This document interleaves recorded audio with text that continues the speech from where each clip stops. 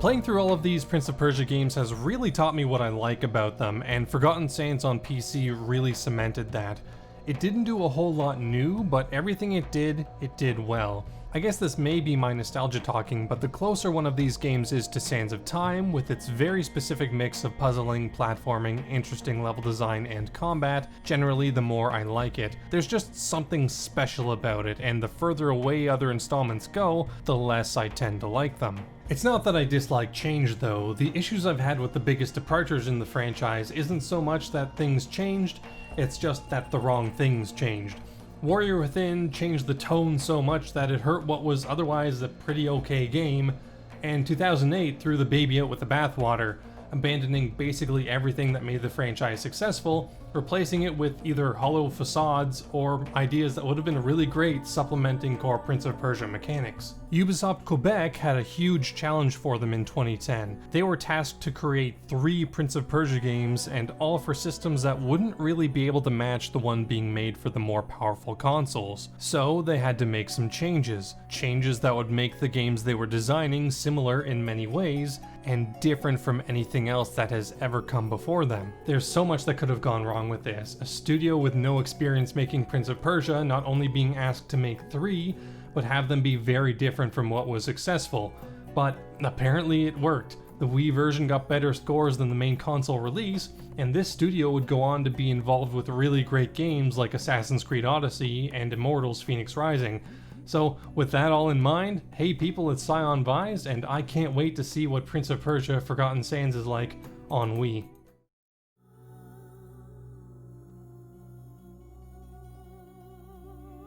We open with the prince emerging from what appears to be a stone tablet and escaping from a city that's collapsing into the desert. This is our tutorial section where we learn the basics of how to platform. It's a cool opening set piece, but it turns out that this is all happening in the future, so in order to find out how we got here, we're going to need to flash back before this all happened. So the prince bought this genie named Zara from a shady market, and she convinced him to go on an adventure where he was promised a princess and a kingdom of his own if he followed her directions. At a clearing in the forest, the two approach a statue, and Zara tells the prince to kiss it, like you do, and because that's totally not weird, he agrees.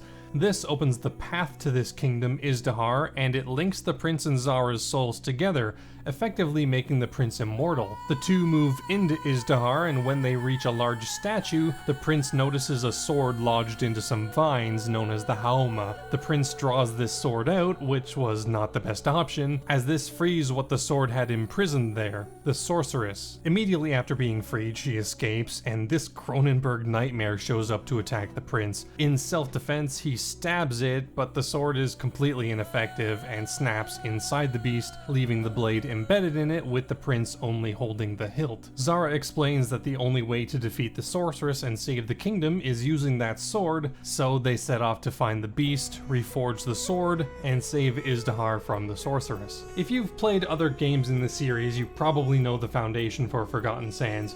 It's a puzzle platformer with combat, and the prince himself has the same basic moveset established in Sands of Time, bar swinging, wall running, etc. But that's really where the similarities end. Everything added into this game is completely different from everything that precedes it.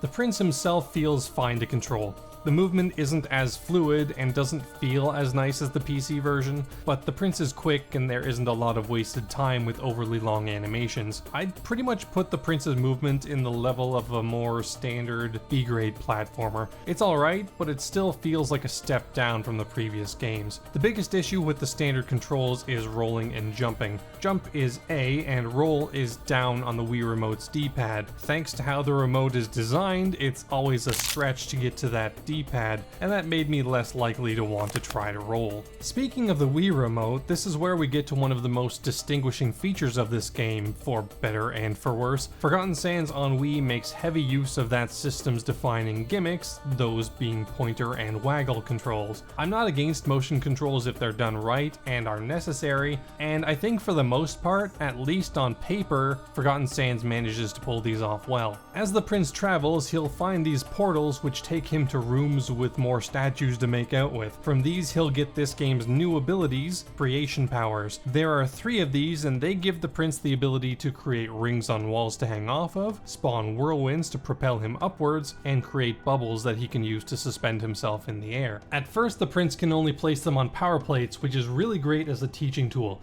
It lets the player get used to them, not only learning what they can do, but where and when they'll be needed. Of course, this teaching isn't for nothing, as eventually the prince gets the ability to place these powers basically wherever he wants, and this opens the game up massively. The power plates aren't dropped forever after this though, as cleverly, the power plates are color-coded, and multiple plates of the same color can all activate together, whereas the prince can only have one instance of any power at a time otherwise. This means that even with the ability to place creation powers wherever you want, the game still manages to have a good balance of free placement and power plate usage throughout the entire story. These creation powers are really interesting and fun, but they would definitely strain, if not completely break, traditional Prince of Persia level and world structure, so that had to change as well. Thankfully, this is probably the best executed change in the entire game. Instead of a series of linear levels or more open levels that don't change much in terms of their design, Forgotten Sands has a level design that, at least to me, kinda feels like a fusion of a Metroidvania and a Zelda game. Basically, on the macro scale, the world is structured like one really huge Zelda dungeon with locked doors and puzzles that block off your progression until you make the proper detours to unlock them, and on the micro scale, many areas feel more like something out of a Metroidvania, with layers of level design locked off by certain abilities that slowly unravel as you gain new powers and backtrack to earlier areas. This is really great. In my opinion, this game has the best level design in the series. All other games picked either being open or being well structured, and therefore didn't get the benefits of the other style of design. This game somehow manages to have its cake and eat it too. There's lots of exploration and openness in the way that Warrior Within did it, with different paths to take in whichever order you want, and there's lots of hidden goodies to find along the way. But the game still manages to have really well designed and fun platforming in a way that only the more linear games had managed to get right before. This philosophy leads to levels that are a lot more vertical than you'd normally expect, with lots of tall walls and cylinders that you'll have to climb up and down. This is really where the new mechanics shine. Rather than just being given ledges to drop down to, later areas will give you a sheer wall and it's up to you to find your way down. It really encourages exploration and experimentation. It's arguably the most mechanically open and least hand-holdy game in the series thanks to this. It makes the exploration and experimentation intrinsically fun to work through. There are quite a few extrinsic rewards for exploration too, mainly in the form of treasure chests that give various bonuses like health, sand charges, and experience, which we'll talk about in a little bit. These are nice little rewards that are often fairly easy to see while exploring around, so it's up to you to figure out how to get to them and reap their rewards. Now, these aren't big rewards or anything, but they're everywhere, so pretty much no matter where you are, there's something extra to grab if you want to, and I really like that. As you travel, you'll see plenty of these same portals that give the prince his powers, which is also how he'll upgrade his HP and energy. These are nice challenges that can be pretty hard to make your way to, especially later on. This is a Prince of Persia game, so obviously there's going to be puzzles here as well. This is something that didn't really change from the previous games, but thankfully the puzzles here are really quite good. There are a couple different types of puzzles here. Most of the puzzles you'll encounter during the platforming sections are some sort of block pushing or tile moving puzzle. Now this may seem like a negative, so many being a similar style, but each one has its own little twist on the concept, which makes every one of them unique and interesting to solve. Then there are the door puzzles. These use the Wii's pointer to match a pattern on a locked door. These range from being incredibly simple to frustratingly difficult, partially because of the complexity of the puzzle themselves, but also because it uses the Wii's pointer, and that can only be so precise. This leads me to my first real criticism of the game. It was a Wii game, so it had to use the Wii's nonsense as much as possible. Like I've said before, I can like motion controls if they're done right, but I need to add an asterisk to that. They not only need to be designed well, but they need to work too.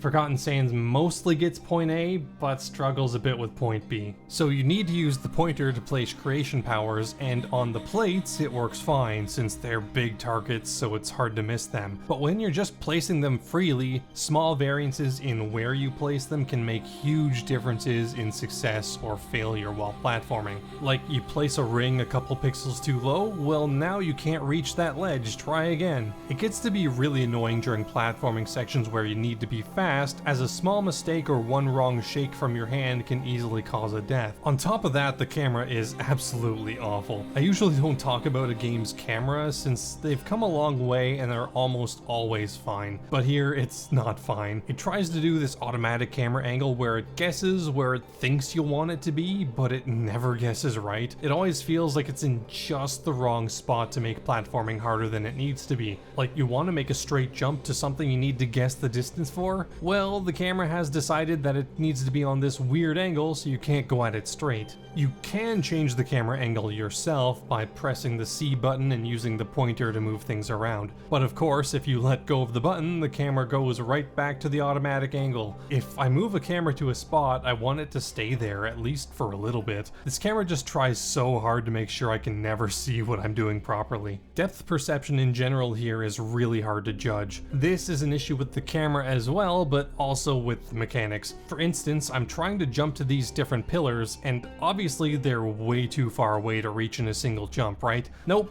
the prince can just jump seemingly way further than normal in these situations. Or maybe it's not further and the camera just makes it seem that way. The game does try to help out with this issue by having a beam extend to whichever ledge or object the prince is trying to reach if he's able to, but I feel like if the camera and depth perception were less of an issue, there'd be no need for this at all. This has never been an issue in any other Prince of Persia game. So yeah, unfortunately, despite this game having the best level design in the series and some really fun platforming mechanics, the inherent limitations of the Wii mixed with the atrocious camera really brings that excellence down a bit.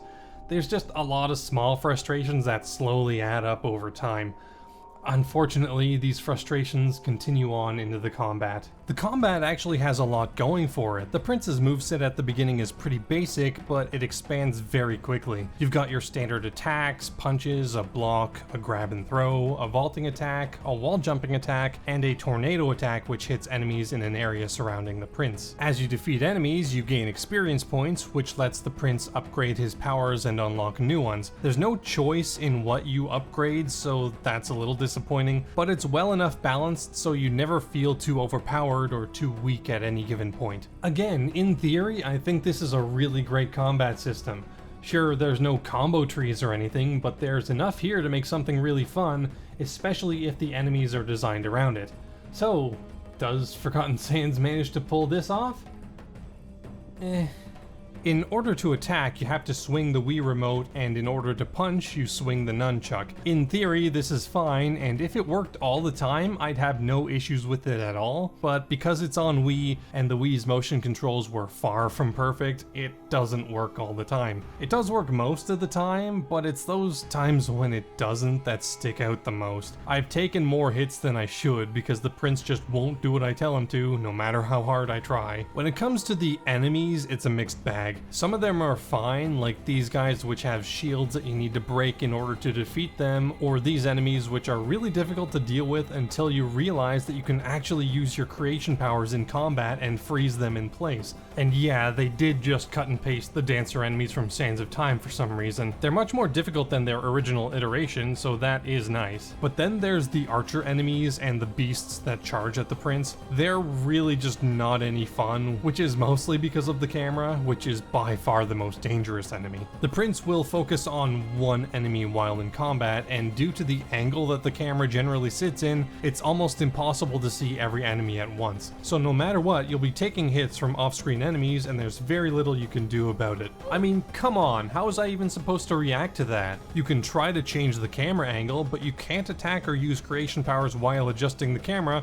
so even that isn't really of any use. Some enemies have a glow, which signifies that they're leaders. Defeating all of them will cause all other enemies to flee, so if you want to get combat over quickly, take them out first. But like I've said in previous videos, having to put in a feature that allows you to skip significant parts of a system should probably be a hint that it isn't quite as good of a system as originally thought. Again, this adds up to a system that on paper is easily the best designed and most interesting combat in the franchise, but these issues, big and small, go from being more forgivable annoyances to serious problems that really impacted how much I wanted to play. Thankfully, the bosses are pretty good, which is not something I can say about Prince of Persia often. There are only 3, but they're all unique in their own way. My favorite is the first boss. It's something straight out of The Legend of Zelda. It's this big plant that makes itself vulnerable after it attacks, and it has 3 phases that all add new obstacles and attacks for the prince to avoid. Good stuff. The other bosses aren't quite as interesting, but they're more story related, so we'll get into those soon. Moving on to the presentation, for the Wii game I think it looks really good. It definitely has a different visual feel to the PC version. It's not that it's more cartoony, but it's quite a bit more colorful, and I feel like the additional color really makes the game pop quite a bit. I did all my footage recording using Dolphin with a real Wii remote and sensor bar, so what you're seeing here isn't quite representative of what the game actually looks like on Wii, but even with that in mind, I think it looks pretty good. The prince's design is very slightly different from the other release as well, sporting a ponytail and having bigger eyes, but being very similar aside from that. Zara's design is pretty interesting as well, being a very different kind of Jin from the other game.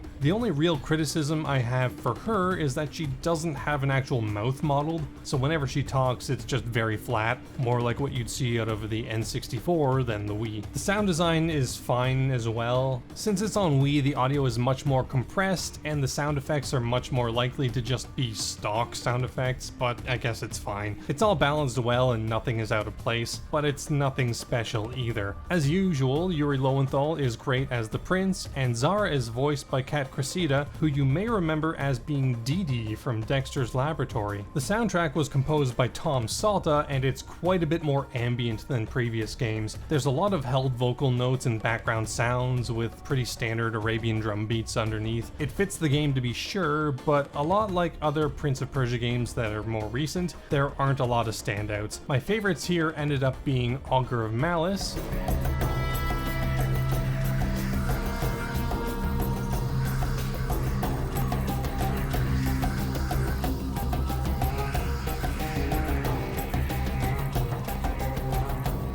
the parry,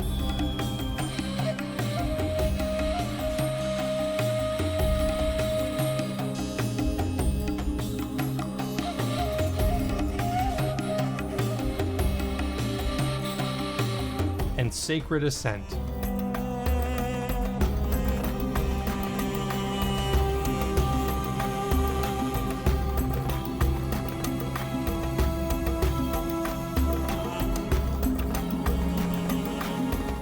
Alright, we're gonna talk story now. There are a few spoilable twists here, so if you are gonna play the game, you may want to skip. But if you know Prince of Persia, you probably also know that there really isn't gonna be a huge plot to follow. I'll still put a timestamp if you want to skip somewhere here in the video. So anyways, here we go. So where we left off, the prince's goal was to track down the beast to retrieve and reforge the sword. For more than half the game, that's really all the plot we get. We do get some backstory about Izdihar and its fate as we go. It was once a bustling, lively city filled with lots of genies, but then the Hauma appeared and started destroying everything. Zara was the only survivor and vowed to take it down. But for a while, that's really all we get. What's really going to be keeping you interested in the narrative is the interaction between the prince and Zara. The prince is the same guy we've come to love from Sands of Time and Two Thrones, so you should probably know what to expect from him. The occasional quip and sarcastic comment complaining about what he's got himself into. He's a fun character and he's pretty good here too. Now generally any of the companions that the prince gets throughout his adventures are basically straight actors, someone to ground the prince and rein in his attitude and focusing him on his goal. Not Zara though. Zara is actually even more of a sarcastic smart aleck than the prince is, and this leads to some really fun moments. Whenever the prince snarks at Zara, she'll just double down and throw it right back at him twice as hard. It's great. We cannot move them. One is covered with vermin and the other with vines. Then we must draw upon your boundless ingenuity to cleanse them. No need for sarcasm, Zara. Of course, Zara does occasionally get serious and remind the prince of what he really needs to do. Izdihar was her home and she really wants it saved, but her characterization is a lot less stiff and plot-focused than the prince's previous companions were. There's this narrator as well that gives some extra lore about Izdihar. It's interesting and I do like that it's here, but it's kinda weird as there's no real indication as to who this narrator is or why they're here to give backstory. Anyways, after some puzzle solving and an encounter with the sorceress, the prince and Zara finally make their way to where the beast is and fight it. The boss fight is actually pretty cool since it's not just one battle. There's 3 phases where the prince has to fight the beast and activate a switch that shines light onto it, but in between each phase there's a platforming section as well, and I really like this setup. It sells the idea of the chase really well. They eventually defeat it, and as it dies it starts to speak. It turns out that this beast is actually the former king of Izdihar, and with his dying breaths he commends the prince for his actions and asks him to save his daughter, the princess. With the blade back in hand, Zara tells the prince what he needs to do next. In order to defeat the sorceress, the sword will have to be reforged. The sword was forged in Izdihar, so thankfully there's no globetrotting necessary, but it was blessed by 4 gods, and that will need to happen again. The prince and Zara make their way up to the forge, and this next section is really cool. There's this sliding puzzle that you have to solve in 4 different ways by lining one color up completely together. By doing that, it opens a portal to a different area. Each of these areas represents the god that was involved in blessing the sword, and each of these areas is really unique and interesting. The first 2 are alright, taking place in an ancient temple and a giant tower. These each create really fun platforming that take advantage of all of the prince's abilities really well. But the last 2, they elevate the entire game in my opinion. One is in another ancient temple, but this one is at the bottom of an ocean. You look out the window and see nothing but water, and rooms are separated by rotating domes that seal off and open paths as you go. The last is even cooler. This portal takes the prince out into space. Yeah, it's such a good level. Above you are constellations, below is a galaxy, and there's a bunch of floating rocks and platforms that spiral into the center, which contains a giant statue. This is my favorite area not only in the game, but in the entire series. Not only to look at, but to play, as the developers went above and beyond with the level design here. It takes full advantage of this setting, with pieces of the level that rotate and revolve around other objects, and of course, just float in the emptiness. This is the moment that kind of put the game over the top for me. The mental realm from Two Thrones was really cool for its callbacks to previous games and its Kingdom Hearts style visual design, but this not only does something super unique, but it executes it perfectly. Absolutely incredible. Once all of these are cleared and you've solved all the pointer puzzles at the end of each trial, the gods yet again give their blessing and the sword is reforged. With this, the only thing left to do is defeat the sorceress, so the prince heads into the portal one last time, and very conveniently it takes them directly to her. A little anticlimactic, but sure. I wouldn't be surprised if a level was cut here actually, but oh well. The final fight against the sorceress is alright, but not nearly as interesting as the other 2 bosses. You get some hits on her while dodging her attacks, and when her HP drops to 0, she retreats into the Haoma. From there, you have to platform up to an overlooking ledge, then dive in to stab at the plant. There's no unique phases after this, you just rinse and repeat 2 more times and then you win. Upon landing the final blow, the sorceress is defeated and the Haoma loses control over her, and as it turns out, she was actually Izdihar's princess Narcine. The Haoma tries to kill her, but in one last gambit, the prince kisses her and transfers his immortality to her, ensuring that she doesn't die. Jumping into a portal, the game ends where it began in the same escape sequence that the game opened with, but the game isn't over. The prince takes one last jump and falls into another portal that Zara creates for him. I'm a bit conflicted about this last area. Like, it's cool and there's some interesting symbolism here, but it also kind of feels extraneous. Like, it's clearly trying to do the mental realm thing from Two Thrones, but it doesn't really hit the landing. I guess it's kind of implying that Zara is using all of her power to transport the prince to safety, but it's never really been established that opening these portals was dangerous for her at all, so I don't know. The prince does emerge safely outside of Izdihar, and Zara isn't there. And I'd like to say that the game ends right there with some mystery as to what happened to her, but I can't. As it turns out, out, the narrator is actually Zara, and her ending monologue confirms that she is alive and well, just not anywhere that the prince can get to easily. And as the credits roll, the prince walks off into the distance. Yeah, I kinda wish this last piece of narration was just left out. It's not a bad ending or anything, it just ties up the wrong loose ends in my opinion. Zara is clearly left alive while the princess, who had been a huge motivating factor for the prince the entire game, is just given that one scene after the final boss and is forgotten forever. I wish it was flipped around with Narcine getting some development and closure while leaving Zara's fate a little more up in the air. Would have made the ending hit a bit harder. One final note for the main game, I have no idea why this game was called Forgotten Sands. It made sense for the PC version, but the name has no relation to anything in this game. It definitely would have been better off if it was allowed to have its own identity instead of forcing it to be tied to the other version. While playing, you may notice that you're unlocking these achievements, which brings me to the game's extras. Extras are yet another thing that this game excels at. There are way more extra goodies here than any other Prince of Persia game, arguably combined. On top of the huge list of aforementioned achievements, there are extra modes for speedrunning, combat, dungeon crawling, and even a 2D mode, which is basically just the PSP game. There's a couple 2D sections in the main game as well, but they're much more fleshed out in this extra mode here. There's also the original Prince of Persia, which is a nice addition, and a developer diary on top of the standard concept art and skins. I'm really impressed with these extras. They absolutely didn't need to do this much, but Ubisoft really went above and beyond for these, even if not every mode is fun. I'm looking at you, dungeon crawling minigame. And that was Prince of Persia Forgotten Sands on the Wii.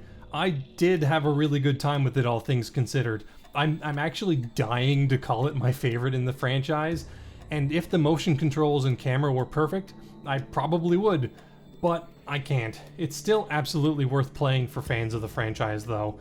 I genuinely didn't think I'd have so much interesting stuff to talk about, but here we are. Next up are the two handheld games, and my expectations for them are significantly lower, but the last two were hits, so who knows. Anyways, thank you all very much for watching, and I will see you all later.